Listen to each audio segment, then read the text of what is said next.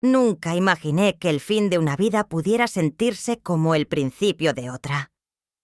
Mientras bajaban el féretro de Ernesto, supe que no solo enterraban a mi esposo, sino todo lo que alguna vez creí verdadero. Había rezos, flores, murmullos, pero lo único que escuchaba era mi propio corazón golpeando como si quisiera salirse del pecho. Me mantuve de pie junto al hoyo, las manos entrelazadas para no temblar. Todos decían que era una mujer fuerte, pero por dentro me desmoronaba. Lo que me asustaba no era la muerte, sino la duda. Esa que comenzó cuando vi a Verónica, mi nuera, inclinarse sobre el cuerpo de Ernesto. Lo hizo con una dulzura tan medida que nadie sospechó. Acarició el traje de mi marido, pero yo vi cómo deslizaba algo en el bolsillo interior del saco. Fue un gesto mínimo, rápido, pero inconfundible. No sé por qué lo noté. Tal vez porque los ojos de una mujer viuda ya no ven ternura donde hay fingimiento. El entierro siguió su curso. Eduardo, mi hijo, lloraba en silencio. Verónica se aferraba a su brazo con esa compasión ensayada que siempre la acompañaba. Escuché cuando susurró: «Ya descansa en paz». Y algo en mí se revolvió, porque su voz no tenía tristeza, sino alivio. Cuando la gente comenzó a irse, me quedé sola. El silencio del panteón me envolvía como un peso. Entonces me acerqué al féretro. Miré alrededor. Nadie. Toqué el saco de Ernesto. El tejido aún conservaba la rigidez del almidón que tanto le gustaba. Palpé el bolsillo interior y sentí un sobre. Mi nombre estaba escrito con su letra. Dentro, una llave metálica con el número 47 grabado. Abrí la carta con el pulso desbocado.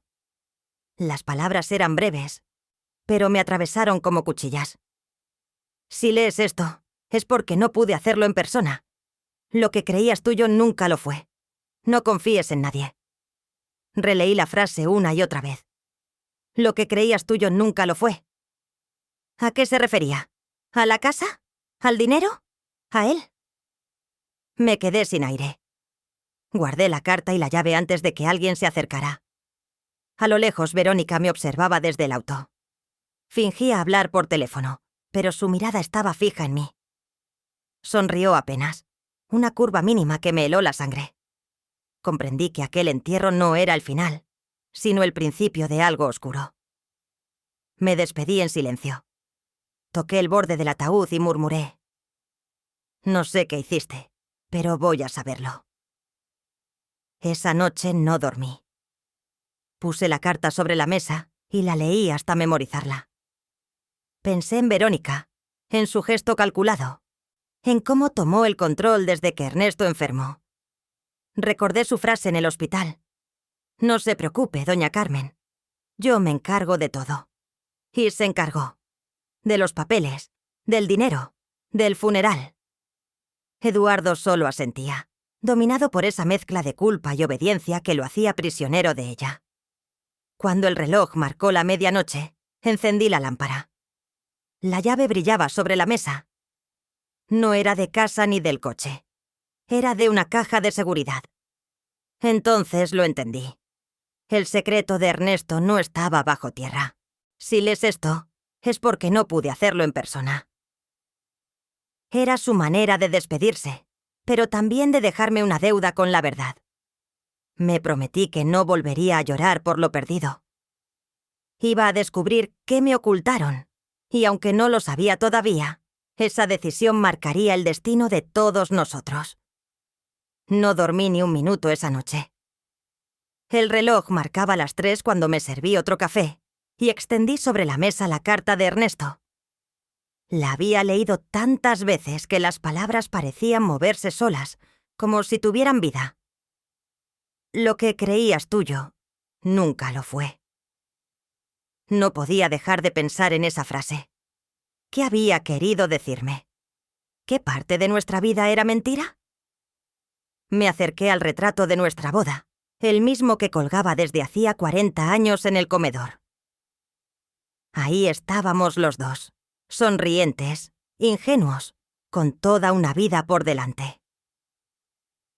Toqué el cristal con la punta de los dedos y sentí rabia.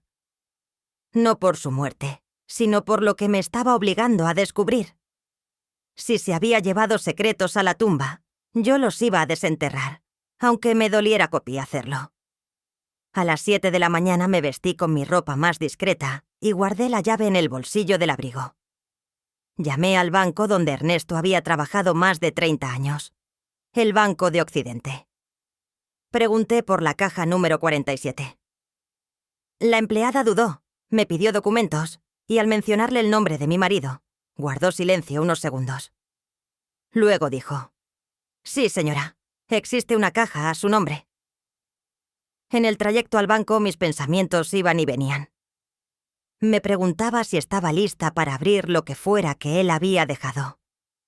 No por miedo, sino por la certeza de que, una vez lo hiciera, ya nada volvería a ser igual. Cuando llegué, un gerente de voz amable me condujo hasta una sala pequeña, sin ventanas. Frente a mí colocó una caja metálica.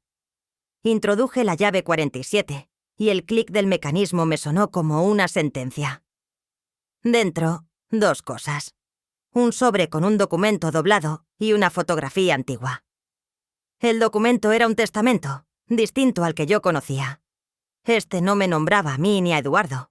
Estaba firmado por Ernesto y designaba como heredera a una mujer: Soledad Cárdenas. Sentí que el piso se me movía. Revisé la firma, el sello del notario. Todo era auténtico. La fotografía me cayó de las manos. Mostraba a Ernesto, mucho más joven, abrazando a una mujer morena, de mirada intensa.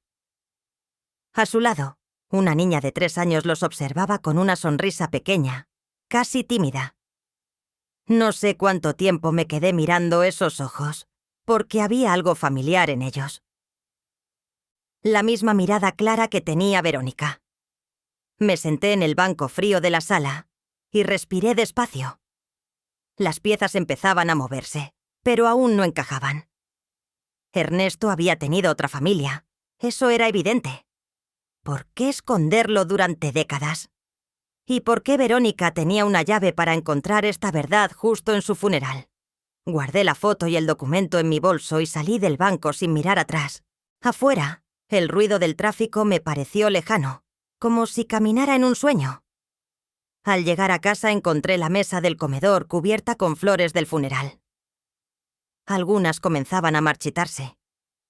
Las aparté con cuidado y abrí de nuevo la carta. Esa letra firme, segura, ahora me parecía la confesión de un hombre que vivió entre 2 mundos. Mientras leía, escuché la puerta principal.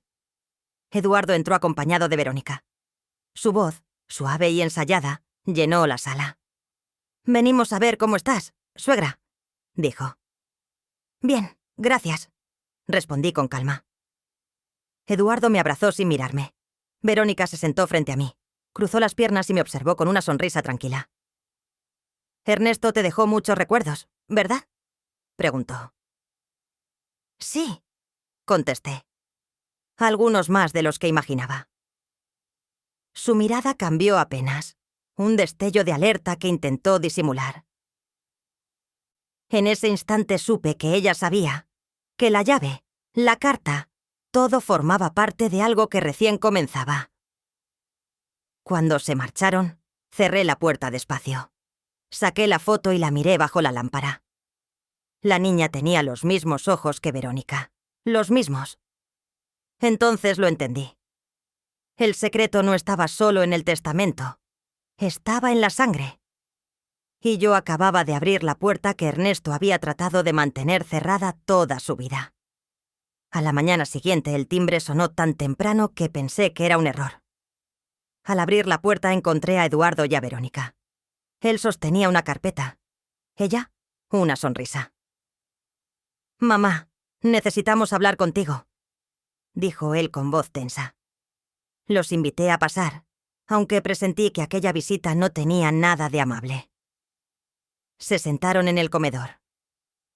Verónica puso las manos sobre la mesa como quien se prepara para una negociación. «Sabemos que todo esto es difícil para ti», empezó. «Ernesto te dejó una vida cómoda, pero ahora debemos poner las cosas en orden». «¿En orden?», pregunté. «Sí», intervino Eduardo. «El abogado nos habló del testamento. Dijo que pronto te citarán. Queremos ayudarte con los trámites. Ayudarme». Esa palabra sonaba hueca, igual que todas las que salían de su boca. Observé cómo Verónica lo miraba cada vez que él hablaba, como corrigiendo su guión. Esa mujer movía a mi hijo con los hilos invisibles de su voluntad. «No te preocupes», respondí con calma. «Yo me encargaré de mis asuntos». «No es tan sencillo, mamá», dijo Eduardo. «El banco, los papeles... Hay cosas que podrías no entender». «Entiendo más de lo que imaginas», contesté mirando a Verónica directamente. Ella no bajó la vista. «Ernesto confiaba mucho en mí», dijo con suavidad. «Hasta el final quiso asegurarse de que todo estuviera bajo control». «Bajo tu control, querrás decir». La tensión se hizo espesa. Eduardo fingió no escuchar. «Por favor, no discutamos», pidió. «Solo queremos ayudarte a sobrellevar esto». «Ya lo estoy sobrellevando», dije. Me quedé observándolos. Verónica llevaba un perfume fuerte, el mismo que había usado el día del funeral. Noté cómo su mano rozaba la de mi hijo cada vez que hablaba, como marcando territorio. Era una mujer que no pedía poder, lo tomaba. «Por cierto, mamá», dijo Eduardo al levantarse. «El licenciado Méndez quiere verte esta semana. Dice que hay documentos que revisar». «Iré», respondí. «Perfecto». Verónica sonrió. «Es mejor que todo quede claro, ¿verdad?». Cuando se fueron, el silencio volvió a llenar la casa. Me senté frente al retrato de Ernesto. «¿Qué hiciste, viejo?», murmuré. Saqué la llave del bolsillo y la coloqué sobre la mesa. Su brillo parecía burlarse de mí. Tenía la sensación de que todos sabían más que yo. Y, sin embargo, algo dentro de mí me decía que debía fingir ignorancia. Había aprendido que la verdad se busca con paciencia, no con gritos. El resto del día pasé revisando documentos antiguos. Facturas, cartas, contratos. En una carpeta encontré recibos de depósitos hechos por Ernesto hacía más de 30 años. El destinatario era el mismo nombre que leí en el testamento: Soledad Cárdenas. Me recosté en el sofá. La cabeza me daba vueltas. Verónica, el testamento, esa mujer. Todo empezaba a formar un patrón que me asustaba. Ernesto siempre fue reservado, pero jamás imaginé que escondiera algo así. Al anochecer, recibí una llamada del licenciado Méndez. «Doña Carmen, lamento su pérdida», dijo con voz pausada. «Quisiera que pase mañana por la oficina. Hay documentos importantes que debería ver». «¿De Ernesto?». «Sí, pero hay algo más. Mejor hablamos en persona». Colgué sin hacer preguntas. Me quedé mirando la carta que había dejado mi esposo, aquella frase que ya se había grabado en mi mente. «No confíes en nadie». Esa noche, al preparar mi té, vi mi reflejo en la puerta del microondas. No reconocí a la mujer que me miraba. Ya no era la viuda desolada del funeral, sino alguien distinto. Una mujer que empezaba a entender que la verdad, cuando se busca, siempre cobra su precio. Apreté la llave en mi mano y me prometí que nadie, ni Verónica ni mi propio hijo, sabrían lo que estaba por hacer. La próxima jugada sería mía. Al día siguiente me levanté antes del amanecer. No podía esperar más. Guardé la carta y la llave en mi bolso y me dirigí al Banco de Occidente. Ernesto había trabajado allí casi media vida, así que me conocían. Aún así, cuando dije que quería acceder a la caja número 47, la empleada me miró con incomodidad, como si algo no encajara. «Necesitaré autorización del gerente», dijo. Esperé en silencio, con la calma de quien ha decidido no retroceder. Minutos después apareció un hombre de cabello cano, amable, aunque demasiado prudente. «Doña Carmen, lamento su pérdida», dijo. «Su esposo fue muy respetado aquí. Si desea abrir la caja, necesito que firme este registro». Lo hice sin leer. Mis manos temblaban, pero mi voz no. Me condujeron por un pasillo largo hasta una habitación sin ventanas. En el centro, una mesa metálica y una pequeña caja gris. El sonido de la llave girando me provocó un escalofrío. Dentro había 2 objetos. Un sobre con documentos y una fotografía en blanco y negro. Abrí primero el sobre. Era un testamento, distinto al que Ernesto había redactado años atrás con el licenciado Méndez. Este nuevo documento tenía una firma igual, un sello notarial reciente y un nombre que me dejó sin aire. Soledad Cárdenas. No decía quién era, solo que a partir de la fecha indicada, todos los bienes pasarían a su nombre. Revisé cada línea. Nada mío, nada de Eduardo. Solo ella. Entonces abrí la fotografía. Ernesto aparecía joven, sonriente, abrazando a una mujer de mirada fuerte, la misma que ahora tenía un nombre. Detrás de ellos, una niña de unos 3 años observaba la escena. Tenía el cabello claro, los ojos grandes, casi grises. Esos ojos los había visto antes. Eran los de Verónica. Sentí un golpe en el pecho. La niña era ella. Mi nuera. La mujer que dormía junto a mi hijo. Me quedé inmóvil. Todo el aire del cuarto se volvió pesado. Por un instante creí desmayarme, pero el miedo se transformó en otra cosa, algo más frío. Certeza. Guardé la foto y el testamento en mi bolso. Salí del banco despacio, sin mirar a nadie. Afuera, el ruido de los autos me sonó lejano, como si el mundo siguiera sin mí. Caminé varias cuadras sin rumbo, intentando ordenar las piezas. Si Verónica era hija de Ernesto, eso significaba que Eduardo se había casado con su media hermana. Me detuve en seco.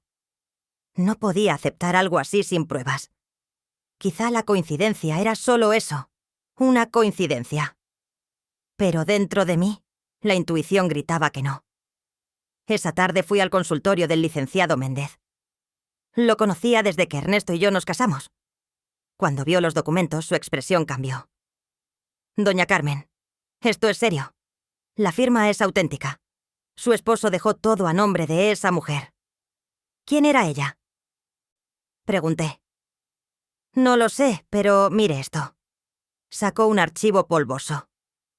Hace años Ernesto firmó un contrato de manutención. Pagaba una pensión mensual a Soledad Cárdenas y a su hija menor. El nombre de la niña estaba tachado. Méndez me miró con una mezcla de lástima y respeto. «Tal vez sea mejor no remover el pasado». «El pasado ya me alcanzó, licenciado». Salí sin despedirme. Caminé hasta la parada del autobús con la foto en la mano. Cuanto más la miraba, más evidente se volvía la verdad. Esa noche, al llegar a casa, encontré a Verónica regando las plantas del patio. «Buenas noches, suegra», dijo con su sonrisa viu habitual. La observé en silencio, con la imagen aún grabada en la mente. Esa niña de 3 años mirándome desde otra vida. En ese instante lo comprendí. Verónica no solo había llegado a mi casa por amor a mi hijo. Había llegado para cerrar una cuenta pendiente, y yo acababa de convertirme en la última pieza de su venganza. Dormí apenas 2 horas. A las 9 de la mañana ya estaba en la oficina del licenciado Méndez. El despacho olía a papeles viejos y a café frío. Él me recibió con gesto preocupado. «Doña Carmen», dijo mientras me ofrecía asiento. «Revisé todo lo que trajo ayer. La firma de su esposo es auténtica. No hay duda». «Entonces es cierto», respondí. Ernesto cambió el testamento. Asintió lentamente. Y no solo eso. Encontré en nuestros archivos un documento de hace 30 años. Su esposo firmó un acuerdo de manutención. Me entregó una carpeta amarillenta. En la primera hoja aparecía el nombre que ya no podía sacar de mi cabeza. Soledad Cárdenas. Debajo, la mención de una hija menor de edad. El nombre de la niña estaba tachado con tinta negra. ¿Por qué lo ocultó, licenciado? Pregunté sin apartar la vista del papel. No lo sé. Tal vez quiso protegerla. ¿O protegerla a usted? ¿Protegerme de qué? Repliqué. De la verdad, dijo con un suspiro. Cuando un hombre mantiene dos familias, siempre termina destruyendo ambas. Sus palabras me atravesaron. Guardé silencio unos segundos antes de preguntar. ¿Y esta Soledad? ¿Sigue viva? Él dudó. La última dirección que figura aquí es de hace muchos años, en Zapopan. Podría intentar buscarla, pero no se lo recomiendo. ¿Por qué? Porque a veces saber más no ayuda. Salí sin responder. Afuera, el ruido del tráfico me devolvió al presente. Caminé largo rato antes de subir al autobús. Llevaba los documentos en el bolso, como si pesaran toneladas. De regreso en casa, preparé café y abrí el sobre de nuevo. La letra de Ernesto en el contrato era inconfundible. Compromiso de apoyo mensual por paternidad. La palabra paternidad me quemó los ojos. Recordé a Ernesto en aquellos años. Los viajes imprevistos, las llamadas nocturnas, las excusas. Siempre decía que eran asuntos del banco. Yo lo creí. Creí porque amaba, y el amor a veces ciega más que el odio. Esa tarde, mientras repasaba viejas fotos, entendí algo que me heló la sangre. En una imagen de hace más de 30 años, tomada en una fiesta del banco, aparecía Ernesto junto a un grupo de colegas. A la derecha, un hombre de bigote, traje oscuro y un anillo grande en la mano. Detrás, la misma mujer de la foto encontrada en la caja. Soledad. Estaba allí, sonriendo. Busqué el reverso de la fotografía. Comida de finanzas, 1992, con Larios y compañía.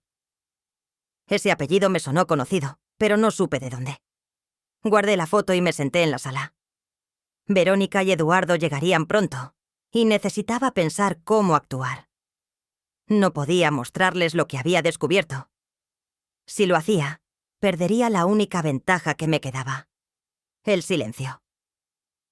Cuando finalmente entraron, fingí normalidad. «¿Cómo te fue, mamá?», preguntó Eduardo. «Bien», respondí. El licenciado confirmó todo. El testamento es válido. Verónica sonrió con una calma que me dolió. «Entonces no habrá problemas. Todo quedará en familia», dijo haciendo énfasis en la palabra familia. «Así es», contesté, sosteniéndole la mirada. Esa noche esperé a que ambos se durmieran. Saqué el contrato, la carta y la foto. Sobre la mesa, las tres cosas parecían hablar entre sí. Cada una era una parte de la verdad, y juntas formaban una historia que recién comenzaba a revelarse. Me repetí las palabras de Ernesto. No confíes en nadie. Tal vez por eso había ocultado todo. Tal vez supo que, cuando el pasado regresara, ya no habría inocentes. Antes de irme a dormir, abrí el cajón del escritorio y guardé los documentos bajo llave. No sabía exactamente qué planeaba hacer, solo que no pensaba quedarme de brazos cruzados. Porque si algo había aprendido en toda una vida de engaños, era que la verdad duele menos cuando una la busca con las manos limpias y el corazón preparado para ensuciarse. El día siguiente amaneció silencioso. Me levanté con una idea fija en la cabeza: observar. No confrontar, no preguntar, solo mirar y escuchar. A veces las verdades más grandes se revelan en los pequeños gestos. Salí al patio con una taza de café y ahí estaba Verónica, regando las plantas con una delicadeza exagerada. Llevaba el cabello recogido y una bata que parecía sacada de una revista. Me saludó con esa sonrisa suya que nunca llegaba a los ojos. «Buenos días, suegra. ¿Durmió bien?» «Lo suficiente», respondí. «Qué bueno. Estos días han sido difíciles, ¿verdad?», dijo con tono compasivo. «Sí, aunque algunos parecen sobrellevarlos mejor que otros». No respondió. Se limitó a seguir regando. El agua corría por las macetas, y ella miraba cada planta como si necesitara controlarlo todo, hasta lo que crece sin permiso. En ese momento comprendí que no era solo una nuera entrometida. Era una mujer acostumbrada a dominar cada espacio que pisaba. «Eduardo salió temprano», comentó sin voltear. «Fue a hablar con el abogado». «Lo sé. El licenciado Méndez me llamó. Dijo que mi presencia ya no era necesaria». Por primera vez, dejó caer la regadera. «Ah, qué raro», dijo. «Seguramente fue un malentendido». «Seguramente», repetí, sin apartarle la vista. Ese pequeño temblor en su voz me confirmó lo que sospechaba. Sabía más de lo que aparentaba. Pasé el resto del día en silencio, fingiendo rutina. Ordené la alacena, cociné, y esperé a que la casa se llenara de ese aire espeso que precede a una revelación. Al caer la tarde, entré al estudio de Ernesto. Hacía años que nadie lo tocaba. Todo seguía igual. Su escritorio, sus libros, su olor a tinta y papel. Revisé los cajones con cuidado. En el fondo encontré una libreta negra, vieja, de tapas gastadas. En la primera página había una fecha escrita a mano. Junio de 1993. Debajo, unas líneas que parecían más un desahogo que una nota. «He cometido un error que me perseguirá. Si Verónica regresa, no la odies, pero no confíes. Detrás de ella hay alguien más, el hombre del anillo negro». El corazón me dio un vuelco. Cerré la libreta de golpe. El hombre del anillo negro. Recordé la fotografía del banco. Aquel socio de Ernesto, el del bigote y el anillo oscuro. El nombre al reverso. Larios. Rogelio Larios. De pronto todo encajó. Soledad Cárdenas, Verónica, Ernesto y ese socio. Tal vez aquel hombre no solo conocía el secreto, sino que lo había provocado. Guardé la libreta y bajé a cenar. Verónica estaba en la cocina. «¿Qué busca, suegra?», preguntó al verme. «Solo quería agua», respondí. «Ah, claro». Se acercó demasiado. Mi madre también tenía esa costumbre de curiosear. «¿Tu madre?», pregunté con calma fingida. «Sí. Pobre, murió joven. La vida fue muy injusta con ella». El tono con el que dijo injusta fue tan cargado de rencor que sentí un escalofrío. «¿Sabes?», dije al servirme agua. «A veces las injusticias se repiten. Lo curioso es ver quién las provoca». Verónica me miró fija unos segundos y luego sonrió. «Tiene razón, pero al final, cada quien paga lo que debe». Subí a mi cuarto sin decir más. Cerré la puerta con llave. Saqué la libreta y la carta de Ernesto. Ambos hablaban de lo mismo. Desconfianza. Había algo que él quiso prevenirme, pero ya era tarde. Me acosté, pero no pude dormir. La imagen del hombre del anillo negro no dejaba mi mente. Si él estaba vivo, debía saber la verdad sobre Ernesto. Y si estaba muerto, alguien más heredó su secreto. Miré la libreta por última vez y pensé en las palabras de Verónica. Cada quien paga lo que debe. Esa noche supe que el momento de cobrar cuentas se acercaba. Al día siguiente amanecí con un peso nuevo en el pecho. No era dolor, era claridad. Ya no había dudas. Verónica no era una extraña. Era la hija de Ernesto, la niña de la fotografía, la que había crecido lejos mientras yo criaba al hijo legítimo bajo el mismo techo. Pasé la mañana en silencio, esperando el momento adecuado para fin hablar.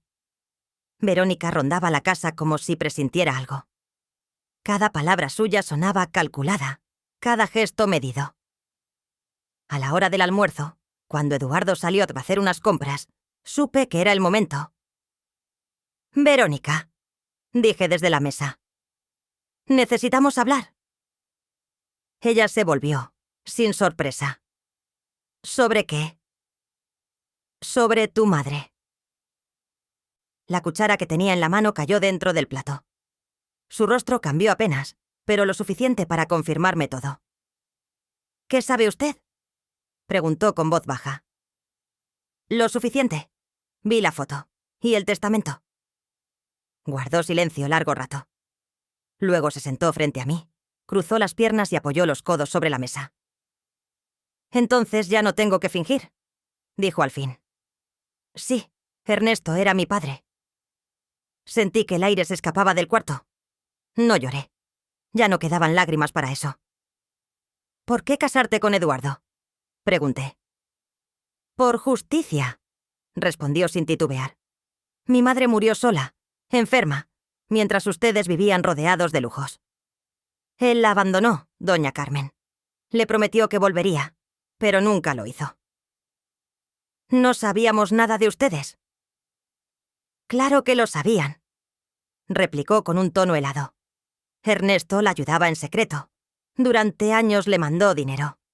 Pero cuando ella enfermó y le pidió verlo, él se negó. Dijo que no podía manchar su nombre». Bajé la mirada. Cada palabra era un golpe. «¿Y Eduardo?», pregunté. «Él fue solo el medio», respondió. «No lo amo, pero tampoco lo odio. Simplemente le quité lo que más valoraba: la paz. Su serenidad me perturbó más que su confesión». «¿Qué pusiste en el ataúd?», pregunté. Verónica sonrió con tristeza. «Una foto de mi madre. Quise que, donde esté, él no olvide a quien destruyó». Me quedé en silencio. En otro tiempo, esa confesión me habría hecho gritar, pero ahora solo sentí un cansancio profundo.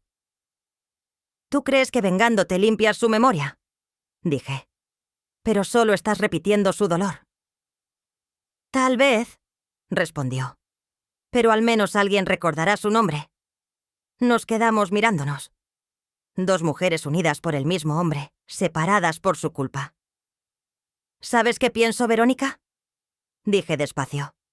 «Que tu madre no habría querido esto».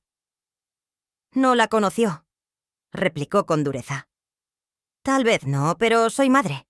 Y ninguna madre desea que su hija viva con odio». Verónica se levantó bruscamente. «No busque redimirme, doña Carmen. No me interesa su perdón». «No busco perdonarte», le dije con calma. «Solo entender qué más te propusiste». Por primera vez, titubeó. «Ya lo sabrá», dijo, y salió del comedor. Me quedé sola, escuchando sus pasos alejarse. En la mesa quedaron los restos del almuerzo y el eco de su confesión.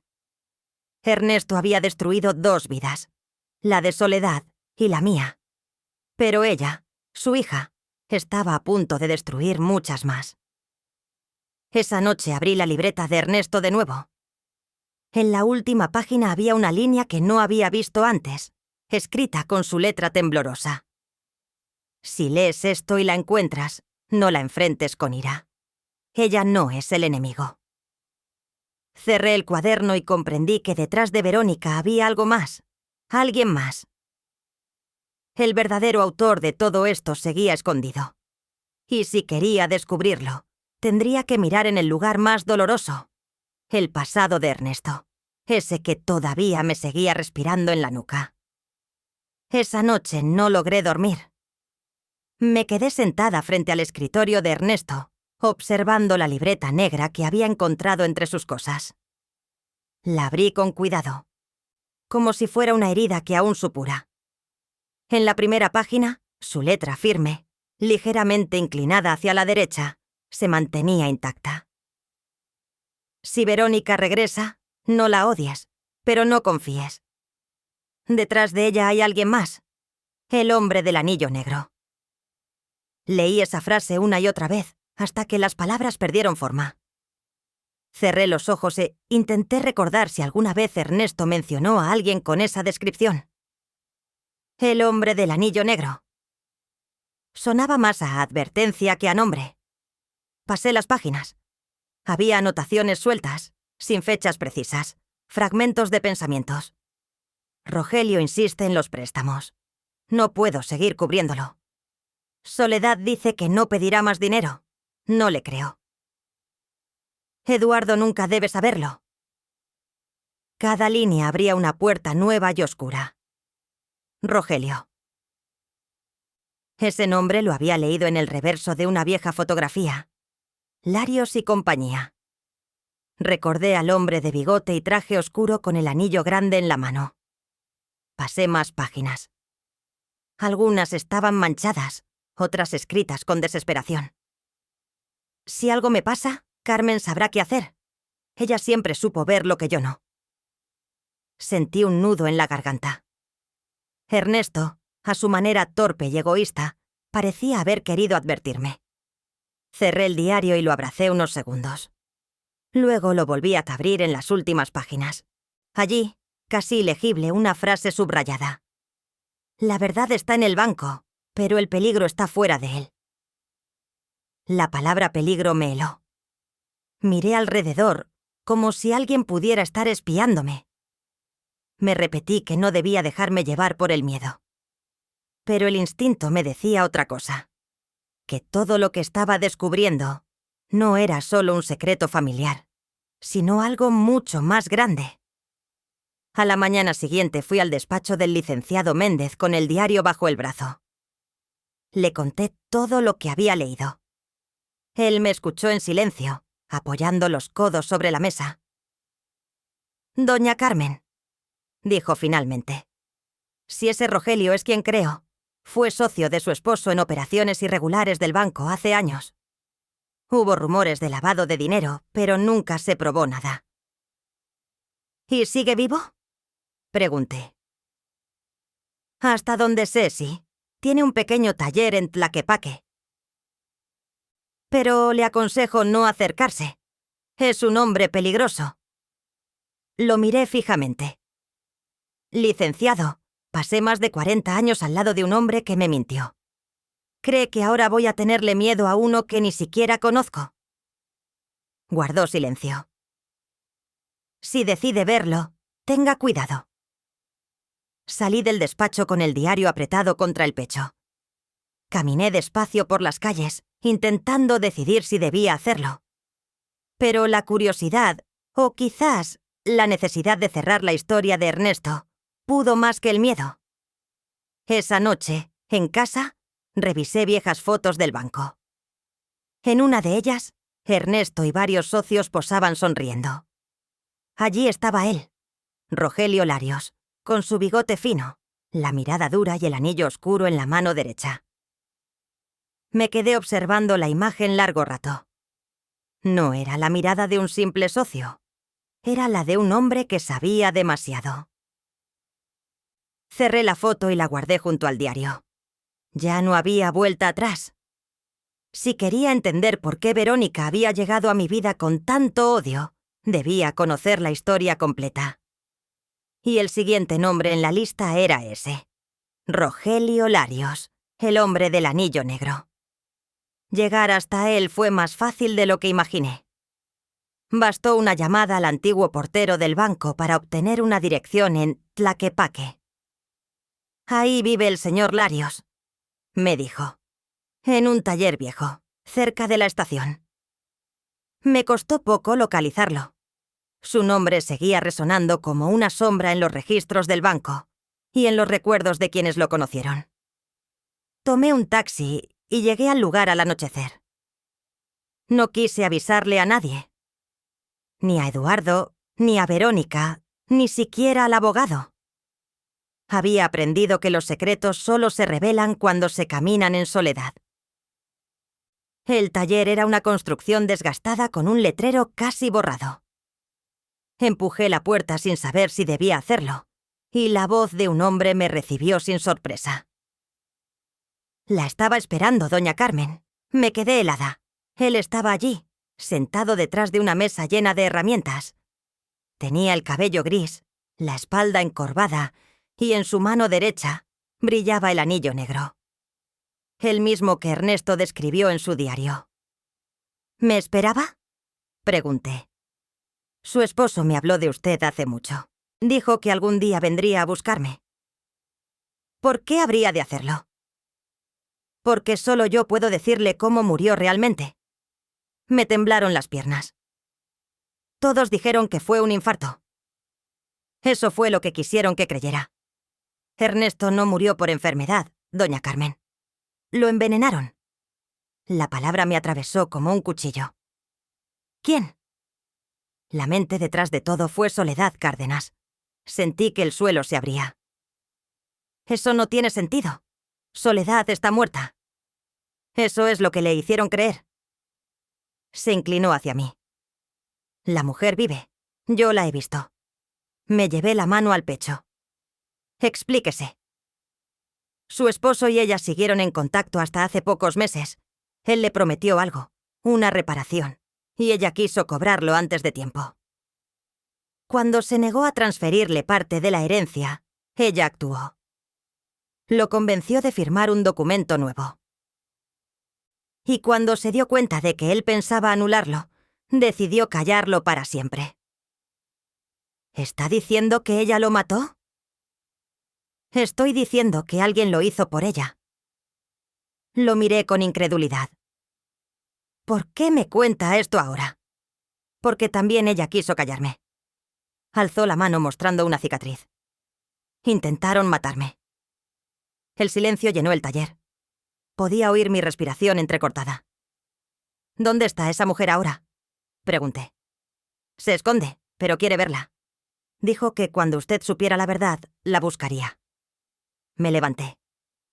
¿Por qué querría verla? Porque ella dice que no mató a Ernesto, que alguien más lo hizo. Guardé el diario dentro del bolso. ¿Quién más estaba involucrado?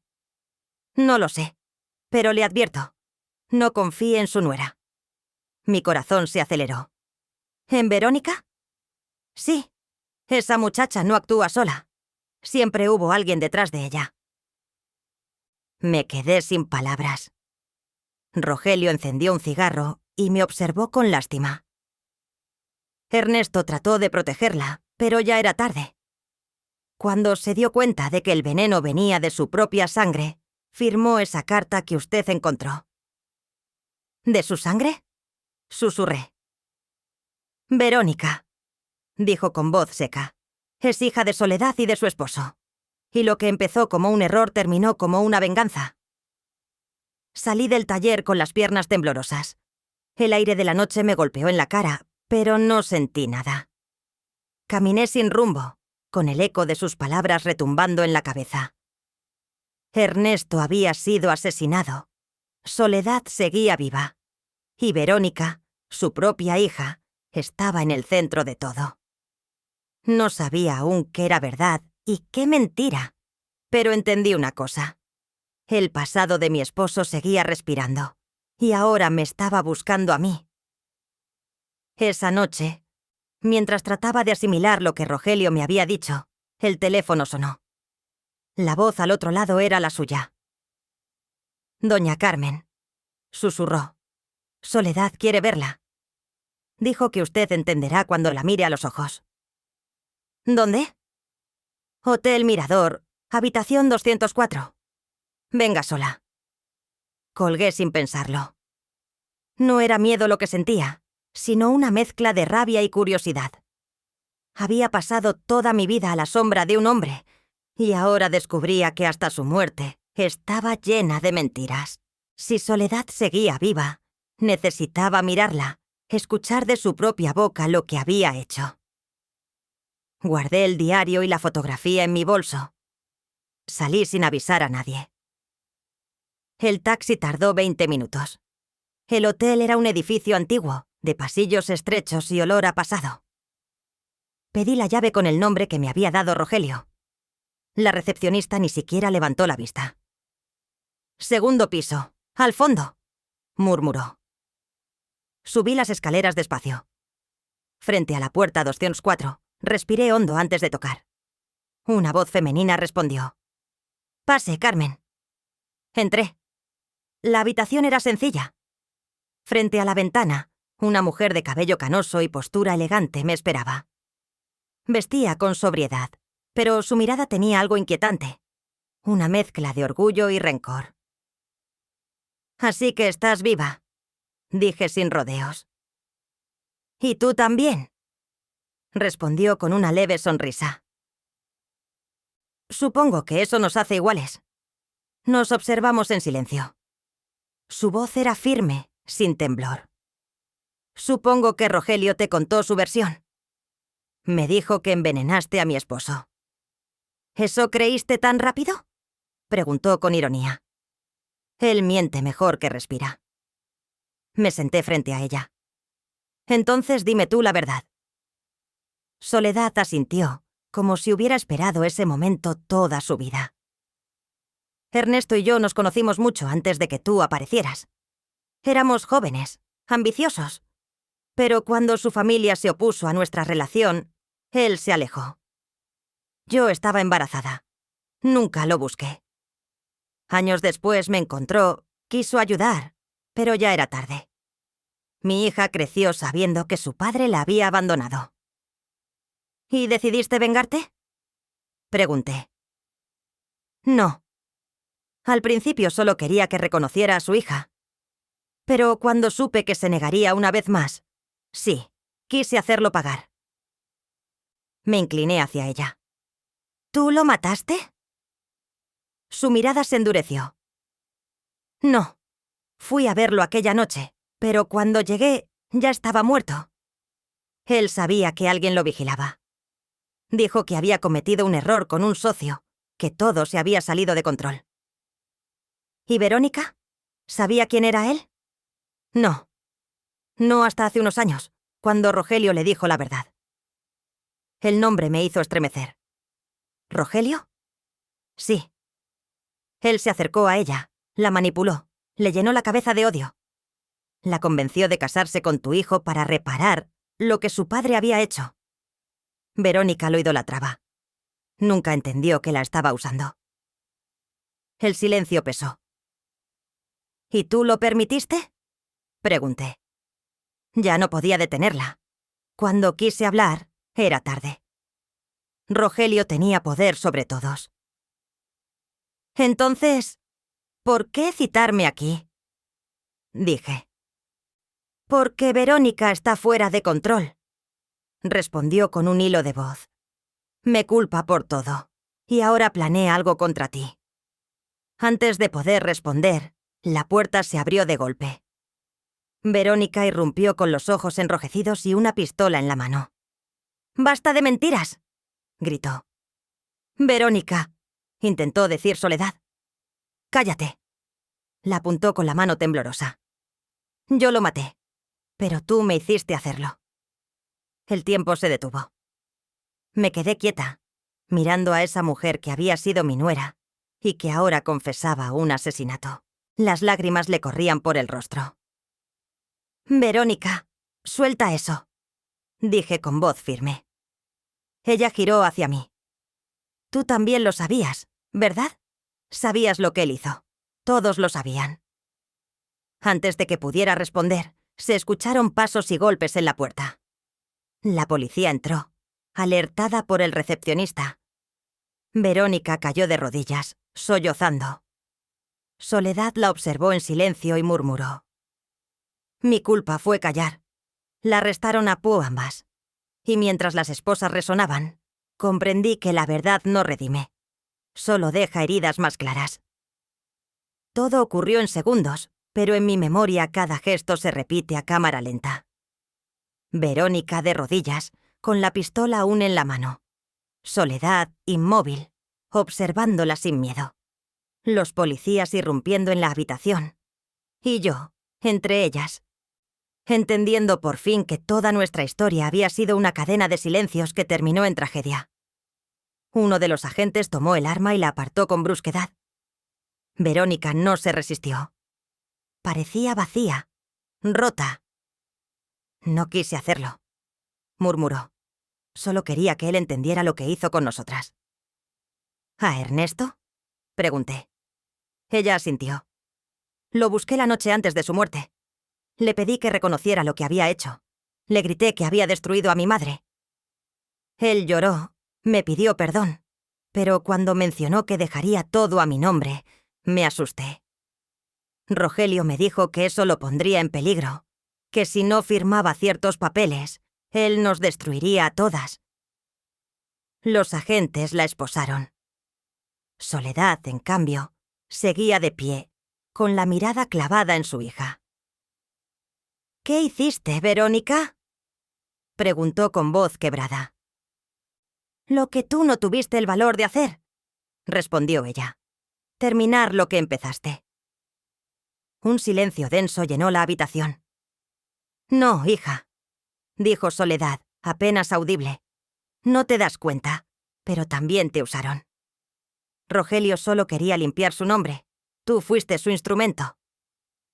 Verónica se volvió hacia ella con furia. No digas su nombre. Él fue el único que me habló con la verdad. Te mintió, replicó Soledad. Él mató a tu padre y te hizo creer que fue tu culpa. Las palabras quedaron flotando. La policía intentó separarlas, pero yo di un paso adelante. Basta, dije. Ya no más odio. Ambas me miraron. En sus rostros vi lo mismo. El reflejo de un amor que se transformó en venganza. Ernesto fue culpable, continué, pero también fue víctima de su propio silencio. Los tres vivieron prisioneros de lo que callaron. Soledad bajó la cabeza. Verónica, agotada, comenzó a llorar. Yo solo quería que me viera, susurró, que dijera que era su hija. Lo sabía, le dije. En el fondo, él siempre lo supo. Por eso me dejó esa carta, para advertirme, para que yo entendiera lo que había hecho. Un oficial me pidió que me apartara. Las esposaron a ambas. Mientras las conducían hacia la puerta, Soledad se volvió hacia mí. No la odies, Carmen, dijo. Mi culpa fue callar. Cuando salieron, la habitación quedó en un silencio pesado. El agente que parecía al mando me pidió que firmara una declaración rápida. Apenas escuché lo que decía. Mi mente seguía en esa última frase. Mi culpa fue callar. Me senté en la cama. El diario de Ernesto asomaba del bolso, como si esperara ser leído una vez más. Lo abrí en la última página. Allí, con su letra temblorosa, había una frase que nunca había notado. Si algún día la verdad se impone, cuida de Verónica. No dejes que el odio la devore. Cerré el cuaderno. Sentí una mezcla de rabia, compasión y cansancio. No había inocentes, solo personas intentando sobrevivir a las decisiones de otros. Esa noche di mi declaración en la comisaría. Dije lo justo, que había presenciado una confesión, que las dos mujeres estaban fuera de control, que todo fue una tragedia inevitable. Nadie me preguntó cómo me sentía, y tal vez fue mejor así. Al salir, la madrugada me recibió sin estrellas. Caminé hasta casa con pasos lentos. En el bolso, la libreta de Ernesto pesaba más que nunca. Supe que aunque la policía cerrara el caso, nada de aquello había terminado. Las heridas de una familia no se curan con justicia, solo con verdad. Y esa, al fin, había explotado frente a mí como una bomba silenciosa. Han pasado 6 meses desde aquella noche en el Hotel Mirador. A veces me despierto y aún escucho el eco de los gritos de Verónica, la voz rota de Soledad, los pasos de los agentes alejándolas de la habitación. Pero ya no sueño con miedo, sino con un vacío que aprendí a aceptar. La vida, después del escándalo, se redujo a una rutina silenciosa. Eduardo se mudó a la Ciudad de México. Dijo que necesitaba empezar de nuevo, lejos de los periódicos y de la vergüenza. No lo culpo. Su matrimonio terminó, su apellido quedó manchado, y el peso de la traición lo persigue más que a mí. Nos hablamos de vez en cuando, con frases cortas y prudentes. Ninguno sabe muy bien qué decir. Verónica está en prisión preventiva. La prensa la bautizó como la heredera del veneno. Su abogado intenta probar que fue manipulada por Rogelio, pero nadie ha vuelto a verlo. Desapareció después de los arrestos, como si se hubiera desvanecido. Algunos dicen que huyó del país. Otros, que alguien lo hizo desaparecer para siempre. Yo ya no pregunto. Soledad cumple arresto domiciliario. Vive en una pequeña casa a las afueras de Zapopan. Me envía cartas cada cierto tiempo, escritas con una letra temblorosa pero firme. En la primera me pidió perdón. En la segunda, solo me dijo: «Cuide a mi hija». Ella no supo amar porque yo no supe enseñarle. La tercera carta nunca llegó. No sé si se cansó de escribir o si la vida decidió callarla definitivamente. Mi casa, aquella que un día compartí con Ernesto, está ahora más vacía, pero también más en paz. Vendí algunos muebles, doné su ropa y guardé el diario en una caja. No porque quisiera olvidar, sino porque entendí que seguir leyéndolo era como seguir viviendo en una herida abierta. Por las tardes me siento en la cocina y escribo. Historias pequeñas, recuerdos, recetas que nadie pedirá. Es mi forma de no desaparecer. A veces me sorprendo hablando sola, como si Ernesto aún estuviera escuchando desde algún rincón invisible. No le reprocho nada. Ya no puedo. La rabia se fue el mismo día que vi a Verónica esposada. Porque en ella, en su mirada perdida, entendí que el odio no se hereda, pero se aprende. Un domingo recibí la visita del licenciado Méndez. Traía un sobre cerrado. «Esto es lo último que su esposo dejó», dijo. Me pidió que se lo entregara cuando todo terminara. Esperé a que se fuera para abrirlo. Dentro, una carta con la caligrafía firme de Ernesto. «Carmen, si lees esto, es porque ya sabes todo. No busco perdón. Solo quiero que sepas que amé con miedo, y ese miedo destruyó a todos. Soledad fue mi error más humano. Tú, mi único hogar. Si algo queda después de la muerte, ojalá sea el perdón». Leí esas líneas hasta que las lágrimas nublaron el papel. No lo absolví, pero lo comprendí. Porque el perdón no es olvido. Es aceptar que el daño ya no tiene remedio y decidir no cargarlo más. Esa noche encendí una vela junto al retrato de Ernesto. No recé. Solo hablé con él en silencio. Le conté de Eduardo, de Verónica, de mi cansancio. Y por primera vez sentí que me escuchaba. El reloj marcó la medianoche cuando apagué la vela. Me quedé sentada, mirando la sombra que quedaba en la mesa. Pensé en todo lo que había perdido, pero también en lo que había ganado. La verdad, aunque dolorosa, era mía. Y el silencio, ese que tanto temí, se había convertido en mi mejor compañía. La mañana en que llegó el licenciado Méndez con el último sobre de Ernesto, yo ya me había resignado a vivir entre recuerdos. No esperaba más revelaciones, ni cartas, ni visitas. Pero al verlo en la puerta, con el rostro serio y la mirada cargada de un respeto silencioso, supe que algo quedaba pendiente. «Doña Carmen», dijo con suavidad. «Su esposo me pidió que esto se lo entregara cuando todo estuviera dicho. Creo que ha llegado el momento». El sobre era grueso, sellado con cera roja. Lo sostuve entre las manos unos segundos antes de abrirlo. Adentro había una carta y un documento doblado.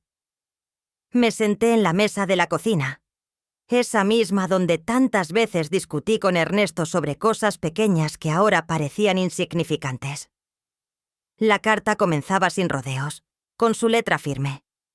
«Carmen, si estás leyendo esto, es porque ya enfrentaste lo que nunca tuve el valor de decirte.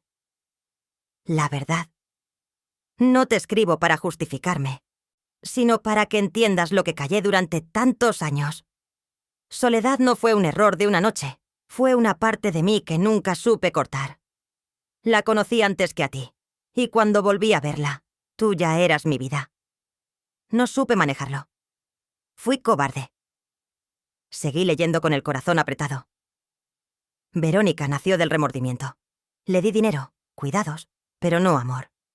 Quise enmendarlo con silencio, y eso solo la volvió rencorosa. No sabía que Rogelio la usaría. Él me chantajeó, Carmen. Usó mi culpa para hacerme firmar documentos falsos. Cuando quise detenerlo, ya era tarde. Si algún día ella se cruza en tu camino, no la destruyas. Ella es la consecuencia, no la causa. Mi error fue no enfrentarlo todo a tiempo. Me detuve ahí. Tomé aire. Mis manos temblaban, pero seguí. Dejo a tu nombre una pequeña cuenta que nadie más conoce. No es dinero, es lo que gané honestamente. No quiero que lo uses para castigar a nadie, sino para vivir. Te lo ruego, vive, aunque sea sola. Nunca amé a nadie como a ti, Carmen. Ni siquiera cuando la culpa me hizo dudar de todo. Si algo queda después de la muerte, ojalá sea el perdón. Ernesto. Doblé la carta con cuidado. No lloré. Ya no había lágrimas, solo una sensación extraña de paz, como si, después de tanto caos, las piezas al fin hubieran encontrado su lugar. Abrí el documento que venía junto a la carta. Era una orden notarial que anulaba el testamento donde todo pasaba a nombre de Soledad. Estaba fechada 2 días antes de su muerte. Ernesto había intentado corregirlo, pero nunca tuvo la oportunidad de entregarla. Guardé ambos papeles en una caja de metal junto con la llave número 47. No por apego, sino porque era el cierre de una historia que me había robado la tranquilidad durante meses. Esa tarde salí a caminar. Vi parejas pasar, niños corriendo, gente discutiendo por cosas simples. Me di cuenta de que la vida seguía, indiferente a las tragedias de los demás. Y yo debía aprender a hacer lo mismo. Por primera vez en mucho tiempo, volví a sentir hambre. Preparé café y un trozo de pan con mantequilla. Comí despacio, saboreando el silencio. Pensé en Soledad, en Verónica, en Eduardo, en cómo todos, de alguna manera, habíamos sido víctimas de un hombre que quiso ser bueno y terminó siendo débil. Antes de dormir, saqué la carta y la leí una última vez. Luego la guardé en un cajón y cerré con llave. No para olvidar, sino para dejar descansar a los muertos. Ernesto había pedido perdón. Y aunque no podía dárselo por completo, decidí al menos no seguir cargando su culpa. Porque a veces, perdonar no es limpiar el pasado, sino aprender a vivir sin que duela tanto. Han pasado 2 años desde aquel día en que recibí la última carta de Ernesto. A veces me sorprende lo rápido que se vuelve rutina vivir con el silencio. Ya no espero llamadas ni visitas. La casa se ha convertido en un espacio propio, sin voces que hieran ni promesas incumplidas. Aprendí a disfrutar esa calma que antes confundía con soledad. Cada mañana preparo café de olla, como siempre le gustaba a él. No por nostalgia, sino porque el aroma me recuerda que sigo aquí, que mi vida no terminó con la suya. En la mesa guardo un cuaderno donde escribo todo lo que pasó. No como un diario, sino como una forma de soltarlo. Cuando las palabras se quedan en el papel, dejan de doler tanto. Verónica sigue presa. El abogado de oficio me envía informes cada 6 meses. Dicen que ha cambiado, que asiste a terapias y pasa las tardes leyendo. No la he visitado, aunque a veces pienso en hacerlo. No por compasión, sino porque algo en mí necesita cerrar ese círculo. En cada informe aparece su firma. Verónica Cárdenas Ramírez. La mezcla de apellidos me golpea. Hija de ambos mundos, de la culpa de su padre y del resentimiento de su madre. Soledad murió hace poco. El licenciado Méndez me avisó por teléfono. Su cuerpo fue encontrado en la casa de Zapopan, sin señales de violencia. Nadie reclamó el cuerpo, así que autoricé el entierro. No lo hice por afecto, sino porque comprendí que dejarla sin despedida sería repetir el mismo abandono que la convirtió en enemiga. En el acta escribieron su nombre completo: Soledad Cárdenas, viuda del silencio. Me pareció justo. Eduardo, por su parte, rehizo su vida. Trabaja en una empresa en la capital y me llama los domingos. A veces siento su voz más tranquila, como si por fin entendiera que no todo lo que se rompe necesita repararse. Cuando hablamos, nunca mencionamos a Verónica. Supongo que ambos decidimos guardar ese nombre en un rincón donde no lastime. El licenciado Méndez sigue visitándome de vez en cuando. Un día le pregunté por Rogelio Larios. Sonrió con tristeza. Nadie volvió a verlo. Algunos dicen que murió, otros que cambió de nombre. Pero su historia ya no importa, doña Carmen. El mal se diluye cuando deja de tener testigos. Me quedé pensando en eso. Quizás tenía razón. Ya no quería venganza, solo quietud. He aprendido a perdonar a Ernesto sin justificarlo. No fue un buen esposo, pero tampoco un monstruo. Fue un hombre atrapado en su propio miedo. Y yo, una mujer que tardó demasiado en mirarlo con ojos nuevos. Su última carta la guardé en el mismo cajón donde conservo las fotografías antiguas. A veces la releo y me sorprende no sentir rabia, sino gratitud. Gracias por haberme permitido entender que el amor, incluso el que hiere, puede dejar sabiduría. Cada tarde me siento en el patio. Las plantas han vuelto a florecer, y aunque prometí no hablar de ellas, su crecimiento me recuerda algo importante. La vida siempre busca un modo de continuar. Tomo el cuaderno, repaso mis notas, y en la última página escribo una frase que se ha vuelto mi verdad. Perdonar no es rendirse, es mirar al abismo y decirle: ya no me perteneces. No sé si algún día alguien leerá lo que siento escrito. Tal vez quede guardado en un cajón, como las cartas de Ernesto. Pero si alguien lo hace, ojalá entienda que detrás de cada silencio hay una historia que pide ser contada. Apago la luz de la cocina, cierro la puerta y vuelvo a sentarme. Miro hacia la ventana y dejo que el tiempo pase sin apuro. Ya no temo a la soledad. Por primera vez desde que todo empezó, siento que respiro sin culpa. Soy libre.